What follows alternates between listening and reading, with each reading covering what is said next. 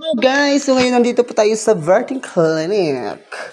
Ayan, as you can see, nag-reflinis po ngayon kami. Relax lang po siya muna kasi katapos na maglinis. So now, nandito tayo sa loob. Dito po. Ayan. Suran. Tapos ito dapat Yung CR na lang. Wala pang ilaw. Ano ba yan?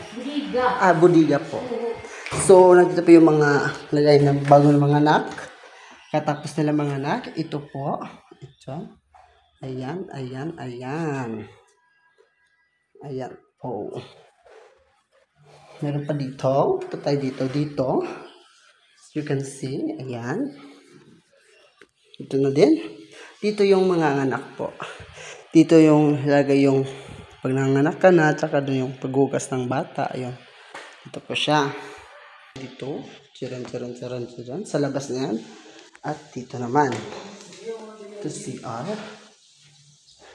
At ito din. At ito na naman.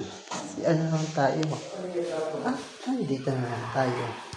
CR yan. At dito na naman tayo. Babalik na naman tayo dito. At pupunta naman tayo dito sa CR na naman. Ang dami ang CR. Dami CR. Tsaka dito, ilalagay yung mga baby. Katapos nila mga anak, ilalagay siya yung baby. Tcharam! Yan dyan, ilalagay ang baby. Ayan, yung iba hindi pa namin nalabas ang mga gamit. Andun pa yan. Nurse station. Walang midwife. Midwife station. Dito tayo sa labas. Charan!